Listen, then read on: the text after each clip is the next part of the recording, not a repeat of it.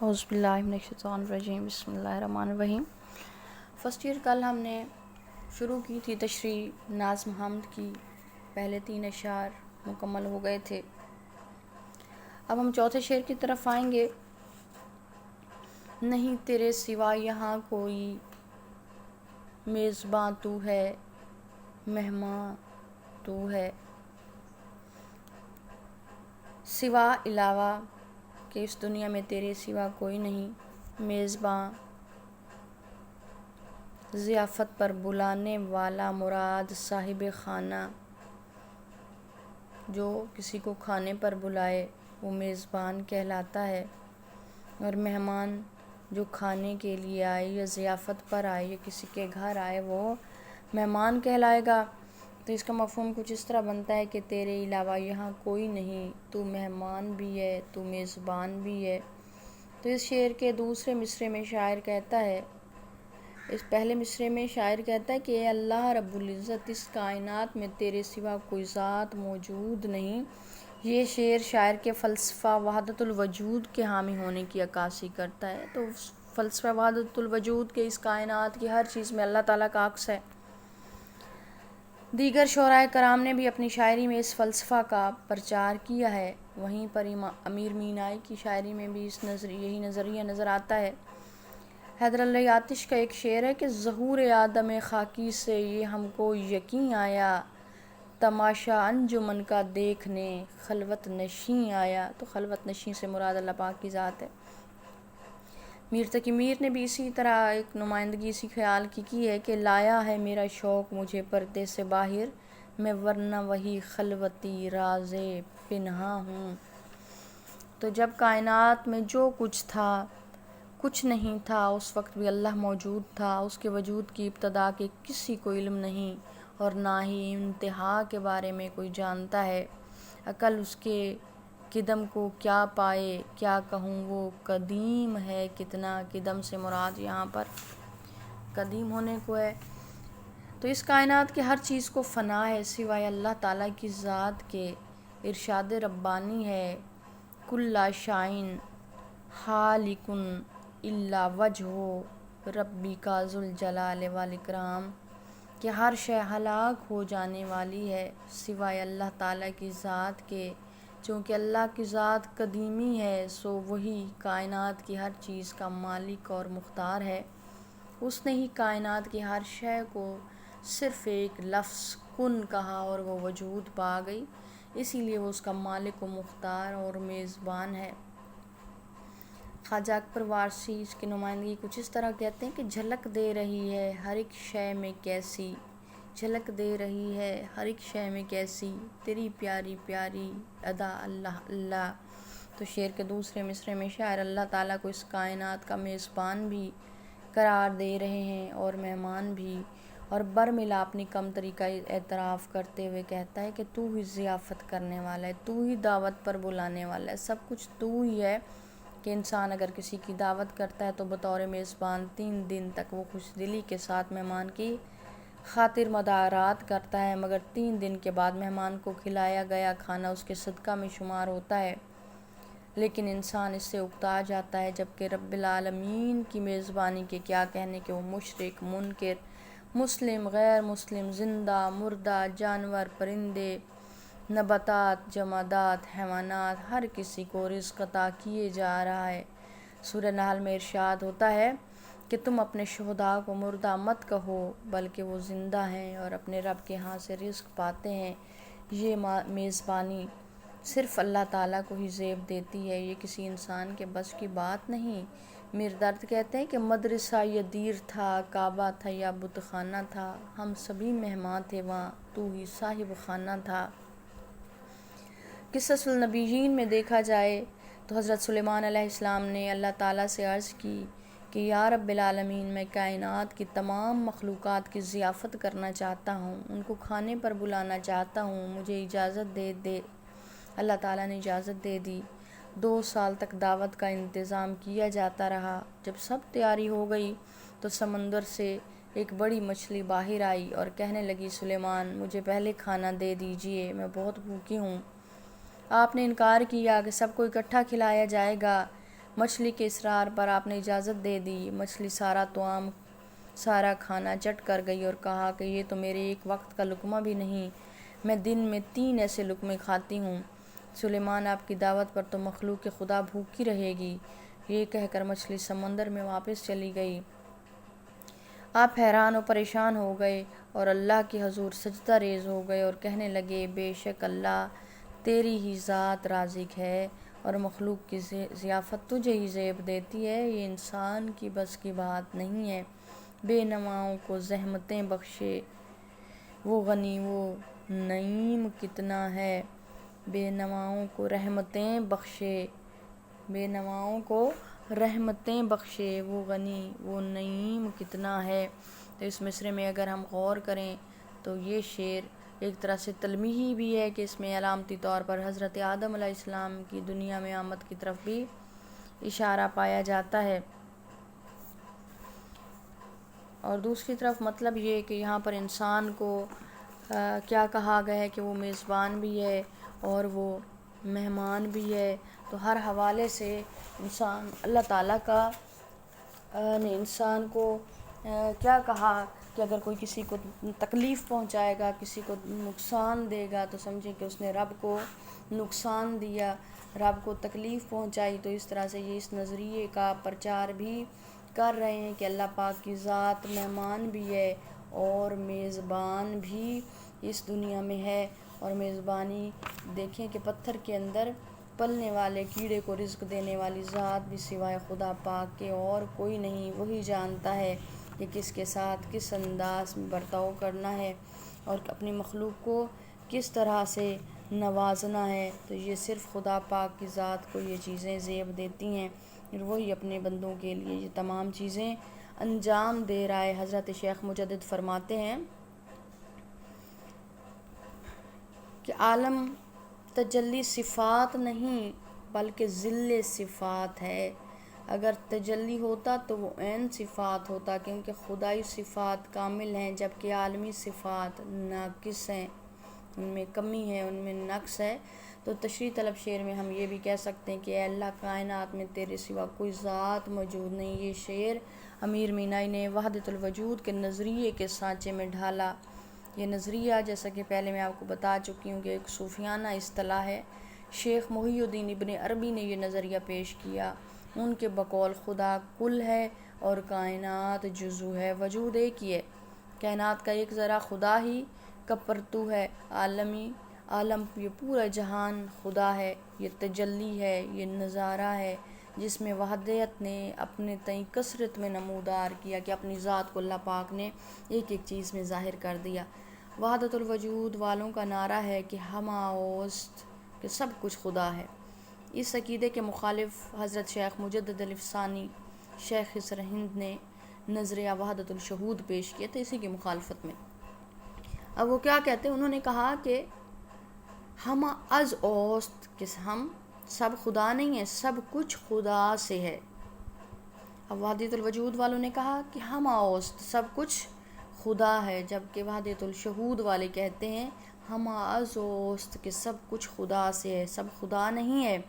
تو حضرت شیخ مجدد فرماتے ہیں کہ عالم تجلی صفات نہیں، یعنی عالم میں اس دنیا میں اللہ تعالیٰ کی تجلی نظر نہیں آتی بلکہ ذل صفات ہے۔ ذل کا مطلب ہوتا ہے مثل، اللہ تعالیٰ کی صفات جیسی ہے یہ دنیا۔ تو اگر تجلی ہوتا تو وہ عین صفات ہوتا، بالکل اس کے اندر خصوصیات بھی اللہ والی پائی جاتی، کیونکہ خدائی صفات کامل ہیں، مکمل ہیں، ان میں کسی قسم کی کوئی کمی نہیں ہے، جبکہ اس دنیا اور اس دنیا کے نظام میں نقص پایا جاتا ہے، کمی پائی جاتی ہے۔ تو یہ انہوں نے دلیل پیش کی ہے اپنے نظریہ وحدت الشہود کے اس میں کہ ہر چیز میں اللہ تعالیٰ نہیں ہے بلکہ اللہ تعالیٰ کا عکس وہ کہتے ہیں کہ نظر آتا ہے۔ یاد رہے کہ ہم عقیدہ وحدت الوجود پر بھی تنقید نہیں کر سکتے۔ کیوں نہیں کر سکتے؟ بڑے بڑے صوفیاء، بڑے بڑے عظیم شخصیات، حضرت سچل سرمست، بابا بلے شاہ، حضرت سلطان باہو، خواجہ غلام فرید وغیرہ اس کے روح رواں تھے، وہ اس کو ماننے والے تھے۔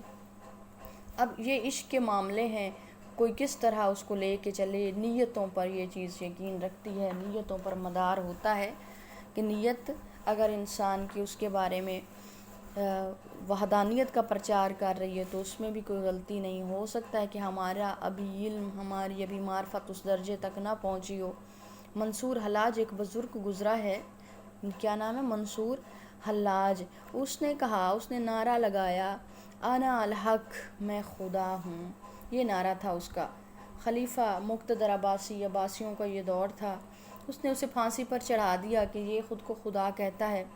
تاہم وہ ہنستا رہا اور بعد از موت اس کے انگ انگ سے آواز آتی رہی، انا الحق، انا الحق، کہ میں خدا ہوں، میں خدا ہوں۔ مر چکا تھا لیکن جسم کی اعضاء سے یہ آوازیں بلند ہو رہی تھیں۔ تو یہ راز اللہ پاک کی ذات ہی جانے۔ ہاں ویسے وحدت الشہود زیادہ محتاط نظریہ ہے۔ وحدت الوجود عقیدے کے حامی اپنے عقیدے کی دلیل میں ایک حدیث قدسی بھی پیش کرتے ہیں۔ وہ کہتے ہیں کہ اللہ پاک کی ذات فرماتی ہے کہ میں مخفی خزانہ تھا، چنانچہ میں نے چاہا کہ مجھے پہچانا جائے تو میں نے مخلوقات کو پیدا کر دیا۔ وہ کہتے ہیں کہ اس وجہ سے یہ مخلوق خود خدا ہے، جبکہ زیادہ محتاط نظریہ وحدت الشہود ہے۔ بقول شاعر، لایا ہے میرا شوق مجھے پردے سے باہر، میں ورنہ وہی خلوتی راز پنہاں ہوں۔ مرزا غالب نے بھی اس کا پرچار کیا۔ وہ کہتے ہیں، نہ تھا کچھ تو خدا تھا، کچھ نہ ہوتا تو خدا ہوتا، ڈبو یا مجھ کو ہونے نے، نہ ہوتا میں تو کیا ہوتا۔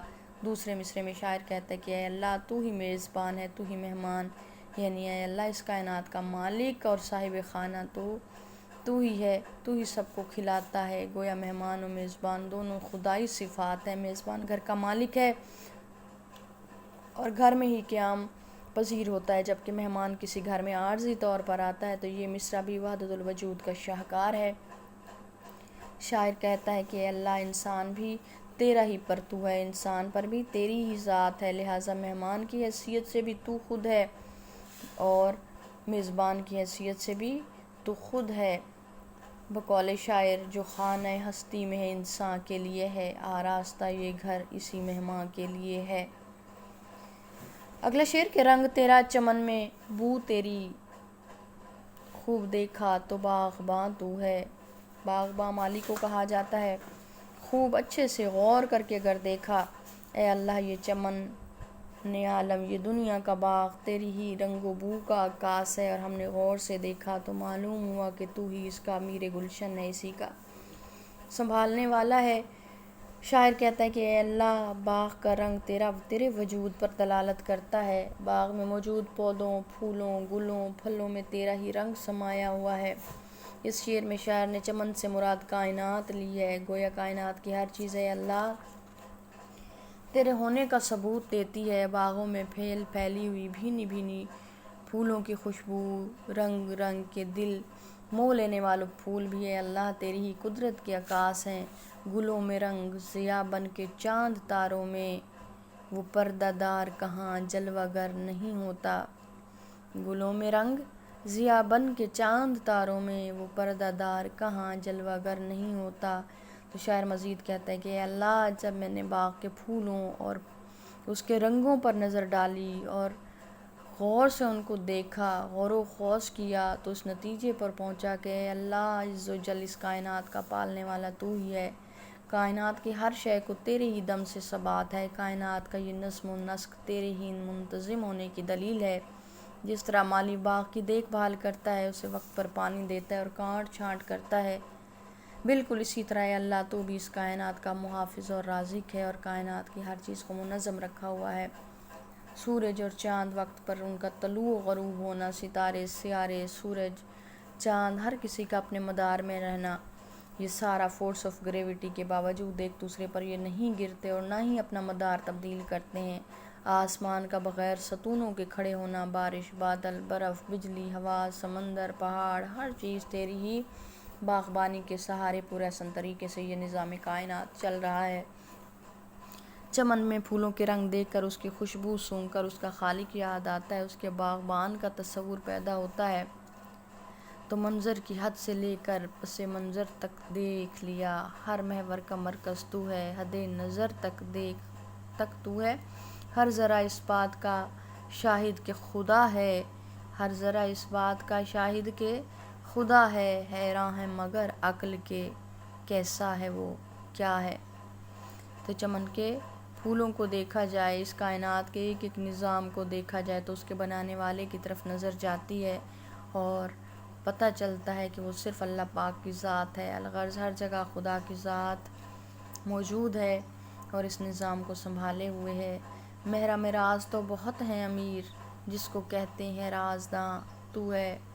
آخری شعر محرم واقف کو کہا جاتا ہے، محرم راز رازوں سے واقف، آگاہ ہونا، معلوم ہونے کرنے والے، جس کو کہتے ہیں رازداں، کہ جس کو واقف، حقیقی واقف اور رازدان کہا جائے وہ صرف تیری پاک ذات ہے۔ کہ اے امیر، شاعر خود کو مخاطب کرتے ہوئے اس شعر میں کہتے ہیں کہ میرے ہمراز تو بہت ہیں لیکن حقیقی رازداں اللہ پاک کی ذات ہے، کیونکہ اللہ پاک انسان کی شہرگ سے بھی زیادہ انسان کے قریب ہے۔ تشریح طلب شعر میں شاعر خود سے ہم کلام ہے، ہم کہہ سکتے ہیں کہ خود کو مخاطب کرتے ہوئے کہتا ہے کہ میرے اسرار و رموز سے کئی لوگ واقف ہیں، بہت سارے لوگ میری باتوں کو جانتے ہیں، میری پوشیدہ اور چھپی ہوئی باتوں کے بارے میں علم رکھتے ہیں، لیکن حقیقت میں میرے اصل رازوں کا رازداں صرف اللہ ہے، کیونکہ ایک تو اللہ تمام ظاہری و پوشیدہ باتوں سے واقف ہے۔ خود اللہ تعالیٰ قرآن پاک میں فرماتا ہے واللہ علیم بذات الصدور، اور اللہ سینوں کی باتوں سے خوب آگاہ ہے۔ اللہ تعالیٰ نیتوں سے واقف ہے، کسی کے دل میں کوئی خیال گزرتا ہے اللہ پاک کی ذات اس سے علم رکھتی ہے۔ ایک اور جگہ ارشاد ربانی ہے ان اللہ علیم خبیر، بے شک اللہ جاننے والا، خبر رکھنے والا ہے۔ دوسرا امر یہ ہے کہ اللہ تعالیٰ ہی حقیقی معنوں میں پردہ داری کرتا ہے۔ اللہ پاک کا ایک جو ہے صفاتی نام الستار ہے، وہی جانتا ہے، اور ستار العیوب یعنی وہ عیبوں پر پردہ داری بھی کرتا ہے۔ تو حضرت موسیٰ ایک مرتبہ اپنی قوم کو کھلے میدان میں لے گئے تاکہ بارش کے لیے دعا کر سکیں۔ اللہ تعالیٰ نے فرمایا اس مجمع میں ایک گناہ گار اسے باہر نکال دو، اس کی وجہ سے بارش نہیں ہو رہی۔ حضرت موسیٰ علیہ السلام نے قوم کو بتایا کہ یہ ماجرا ہے۔ اس گناہ گار نے دل میں سوچا کہ اے اللہ، آج مجھے میری قوم کے سامنے رسوا نہ کر۔ فوراً بارش شروع ہو گئی۔ اللہ تعالیٰ نے حضرت موسیٰ سے فرمایا کہ پہلے جس کے سبب میں بارش نازل نہیں کر رہا تھا اب اسی کے سبب ہی بھیج رہا ہوں۔ تو یہ اللہ پاک کی صفت ہے کہ وہ دوسروں کے عیبوں پر پردہ ڈال دیتا ہے، وہ جانتا ہے، وہ واقف ہے لیکن ان کو چھپائے ہوئے ہے۔ مظفر وارثی کا ایک شعر ہے کہ منظر بھی رکھے سماعتیں بھی، وہ جان لیتا ہے نیتیں بھی، جو خانہ لاشعور میں بھی جگمگا رہا ہے وہی خدا ہے۔ تو عقلی طور پر بھی دیکھا جائے کہ انسان خود اپنے دل میں ہی اپنا راز پوشیدہ نہیں رکھ سکتا تو وہ دوسروں کے بھید کیوں کر اپنے دل میں چھپا کر رکھے گا۔ صرف اللہ تعالیٰ ہی کامل پردہ پوشی پر قادر ہے۔ تو اسی چیز کا اعتراف یہاں پر شاعر کر رہا ہے کہ میرے ہر عیب کا، میرے ہر نیکی کا، میری ہر اچھائی کا، میری ہر برائی کا واقف صرف اللہ پاک کی ذات، اور وہی حقیقی معنوں میں رازداں ہے۔ تو ہمارا آج کا لیکچر اسی کے ساتھ اختتام پذیر ہوتا ہے۔ آپ لوگوں نے اس کی تشریح کو تیار کر لینا ہے بچوں۔ پھر ذہن میں یہ رکھیے گا کہ 2 اشعار کی اکٹھی تشریح کرنی ہے اور نظم کا یہ اصول ہے، لہٰذا 2 اشعار کی کر کے تشریح آپ نے لکھنی ہے۔ مفہوم بھی اکٹھا لکھو گے اور تشریح بھی اکٹھی کرو گے۔ 4 صفحات سے کم تشریح نہیں ہونی چاہیے۔ اچھے حوالوں کے ساتھ اور درست حوالہ جات کے ساتھ تشریح کریں گے انشاءاللہ۔ اسی کو ہم آگے کل بڑھائیں گے۔ MCQs اس میں سے مشقی سوالات نہیں آتے، لہٰذا جو ہے ہمارا یہ آج کا حمد کا جو ٹاپک ہے یہ اختتام پذیر یہیں ہوتا ہے۔ اس میں کچھ آپ کی استعمال ہوئے ہیں شعری اصطلاحات، اس کو دیکھیں گے کل اور انشاءاللہ آگے بڑھائیں گے۔ اللہ حافظ۔